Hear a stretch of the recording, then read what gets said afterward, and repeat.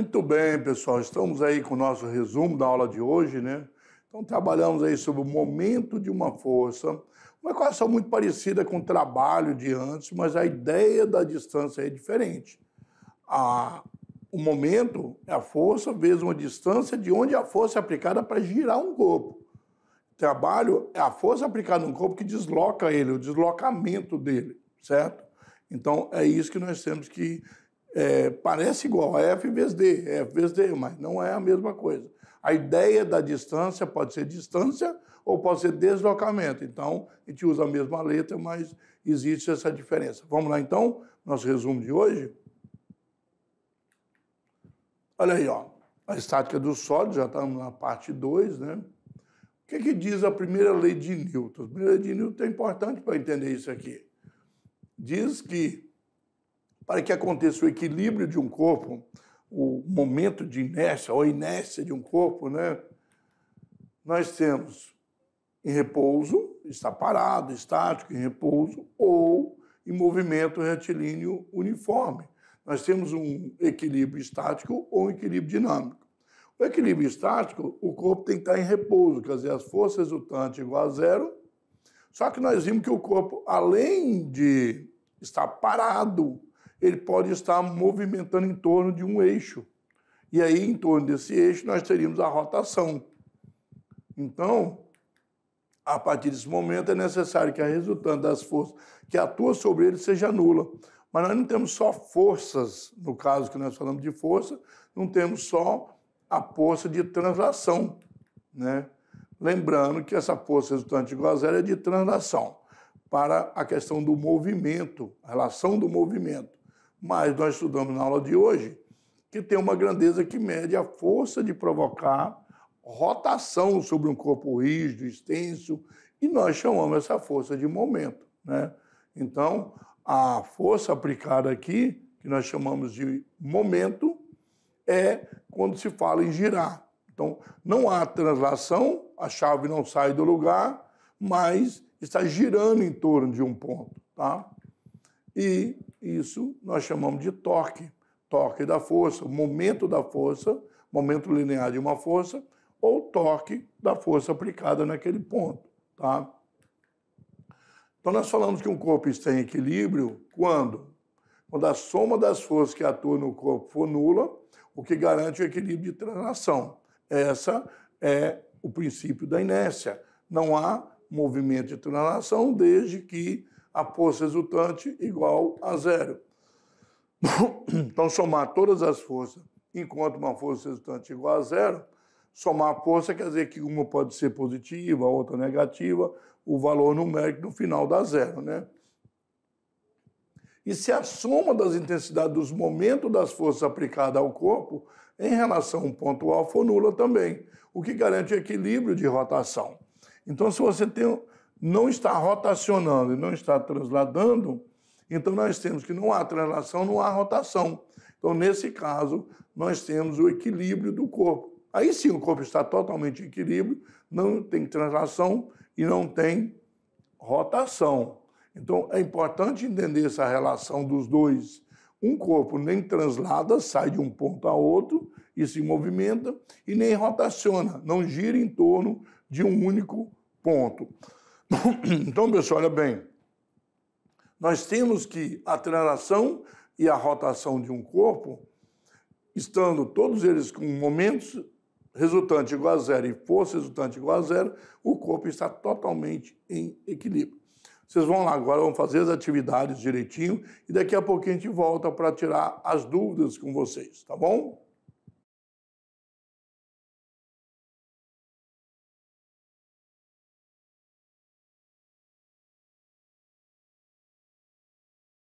Aí, ó, estamos de volta, né? Trabalhamos direitinho aí, vocês fizeram as atividades propostas para a gente para essa aula e resolveram entre vocês aí, tiveram esse tempo. Agora nós vamos tirar alguma dúvida que vocês possam ter. Vamos lá, então? Tirando dúvidas aí, a resolução da nossa atividade de sala. A primeira questão, em um experimento, um professor levou para a sala de aula um saco de arroz e colocou numa barra, como está o desenho aí.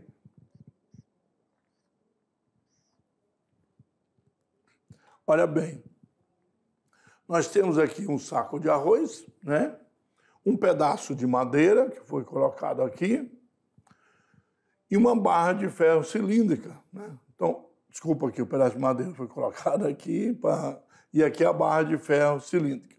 Amarrou o arroz, né, num ponto e fez aqui marcações iguais para cada distância, direitinho, e amarrou o arroz numa ponta.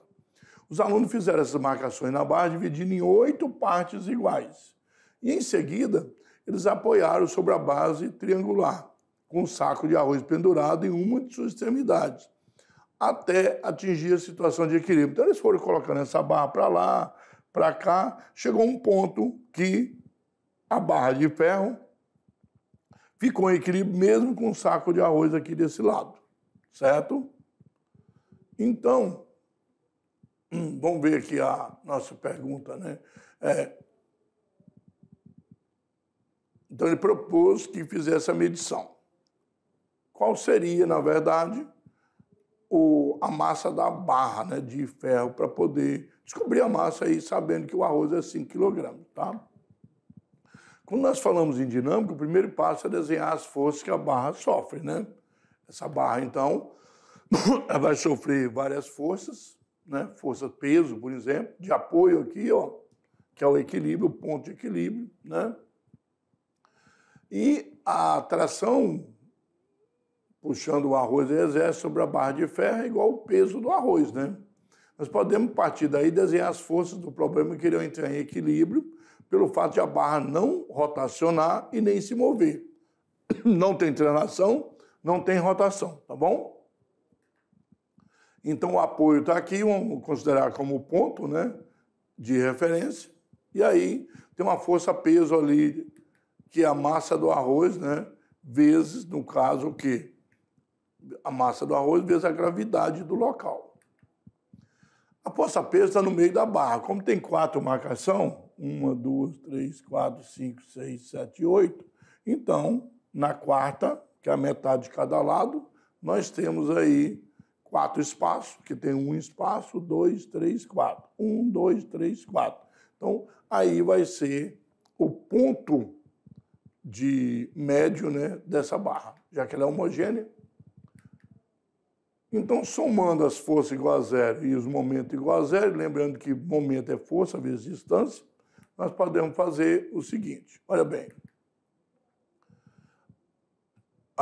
No caso aqui, que é o peso do arroz, vezes a distância do arroz até o ponto de apoio, é igual ao peso da barra vezes a distância até o apoio, né? Que nós temos aqui o peso da barra. Tudo isso tem que dar zero, tá? O peso da barra concentrado naquele ponto. Nós não temos medições, mas temos pedaços, partes iguais. Então aqui tem 1, 2, 3 partes. Aqui só tem uma, até o ponto de apoio. Então o arroz é 5 kg, vezes a gravidade, vezes 3. Lembrando que eu posso cortar a gravidade, pessoal, nesse caso, tá? Já que as duas estão agindo no mesmo ponto, a gravidade não é importante. Então, massa vezes 1. Então, 5 vezes 3, 15, né? Olha bem. Corta a gravidade. E aí, 5 vezes 3, 15, né? 1 no elemento neutro, divide para o outro lado 15 por 1 é 15. Então, encontrei a massa da barra de ferro como 15 kg. Uma barra de ferro de 15 kg consegue apoiar um saco de arroz de 5 kg a 3/8 de distância, né? Daqui, ó, 3 partes de 8. Consegue manter o equilíbrio. Então, simples a ideia de medir, você pode fazer uma medição usando a experiência aí, ó, fazendo as marcações na barra e tudo direitinho, dá certo. Então, você vê, é possível encontrar a massa dessa barra de ferro utilizando uma outra massa conhecida, né? É como se fosse a balança, né? Essa quantidade de ferro aqui é a quantidade de ferro mais o saco de arroz. Aí você consegue, na verdade, fazer isso. Então, nós tivemos aí uma massa da barra de ferro de 15 kg, certo? Não foi tão difícil, né? Só fazer direitinho para vocês dar uma olhadinha aí. Então, Olha aí, foi bem simples. A distância que você pegou daqui, né? Vamos de novo ali, para você não... As medidas, nós não tínhamos medida em centímetro, em metro, mas no momento que você faz uma medida, marcações iguais aqui, ó, dividiu certinho, cada marcação dessa é uma unidade de medida para essa barra. Então, essa unidade de medida valeu. Já coincidiu aqui certinho e aqui também, melhor ainda. Se não, ia ter que subdividir para achar as partes dessas partes, uma, subdividir ela em várias, né? Para encontrar, na verdade. Se o apoio tivesse cada aqui, por exemplo, aí você teria que fazer subdivisões aqui até achar o que você quer, já que não tem centímetro nem nada. Vamos à questão 2, então. Um atleta está fazendo flexões apoiado no solo. No instante considerado na figura que vou mostrar já para vocês, ele está em repouso e tanto a força do solo sobre seus pés de modo FP, força do pé, quanto a força do solo sobre suas mãos de modo FM, força das mãos, né, são verticais, empurrando para cima, porque ele está fazendo os apoios. Suponha que o peso P do atleta atue em seu centro de massa com linha de ação a 90 centímetros de distância de seus pés. O centro de massa dessa pessoa ficou a 90 centímetros do pé dela. E as mãos estejam a 120 centímetros de seus pés, como indica a figura a seguir. Olha aí, ó. Então, 90, 120, na verdade, o corpo é maior para cima do que os pés, a massa maior ficou a 30 centímetros. E lá ficou 90, já que as pessoas têm 1,20 m de tamanho todo vertical, né? Que está na horizontal aqui, que está apoiando quase deitado. Se o modo do peso do atleta é 600 N, quer dizer, ele tem 60 kg, né? Então, a força das mãos é a força que os pés fazem para manter ele desse jeito aí, parado, em equilíbrio, quanto vale? Respectivamente, a primeira resposta daqui equivale à força das mãos e a segunda resposta equivale à força dos pés, tá bom? Então, a gente vai começar a fazer isso aqui, analisando do mesmo jeito. Fixando o ponto em FM, temos na força das mãos, a gente considera ali como a somatória igual a zero. Então, a força, peso dele, mais dos pés, a força dos pés, mais a massa do peso é igual a zero. O ponto que você escolhe como referência ele é zero, porque ele é o ponto fixo. O outro vai tentar girar em torno desse ponto. Fazendo o somatório das forças, o que nós temos? Força dos pés vezes 1,20, menos 600, que é a massa vezes a gravidade, que já é o peso dele, vezes 30 centímetros, que ele está aqui, ó. Sempre em relação a quem? A mão. Aqui foi o nosso ponto O, 120, os pés estão 1,20 m. Então, você tem que ali 180, passa para o outro lado positivo e depois passa dividindo, né? Porque aqui é negativo, mudou de lado que é positivo. E aí, aqui está multiplicando, mudou de lado, passa dividindo, certo? Então, eu tenho que a força dos pés é 150 N, certo? Através do momento, eu consegui achar que a força que os pés atuam, já que eu considerei o ponto da mão como o ponto de referência, que é o meu eixo, ponto fixo, então eu acho só o dos pés, tá? Agora, se saber que todas as forças, peso, força que o pé exerce aqui o chão sobre o pé e da mão, tudo tem que dar zero, essas duas posições tem que ser igual ao peso. Então, a força da mão eu não sei, o peso é 600, o único que está negativo aqui, ó, que eu considerei positivo para cima, então para baixo é negativo. Você pode considerar os dois negativos e o peso positivo também. São sentidos opostos. Você que define quem é positivo e quem é negativo. Aqui definiu que para cima é positivo, para baixo é negativo. Não existe uma única maneira de solucionar. Então, na verdade, a força das mãos é 450 newtons. Então, letra C. Você tem aí os pés com 150 newtons e nas mãos 450. É tanto que a maior parte da massa aqui, ó, está mais perto da mão, então, distância menor, força maior. Simples, né?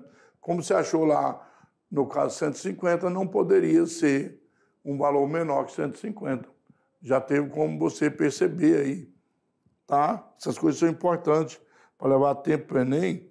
Quando você descobriu que era 150, a força do pé, aqui, na verdade, poderia ser essa ou essa.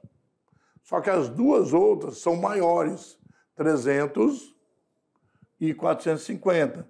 Não teria como você fazer direto. Você ia ter que fazer o resultado. Se aqui fosse 100, aí você não precisaria marcar. Ia direto para a letra C, certo?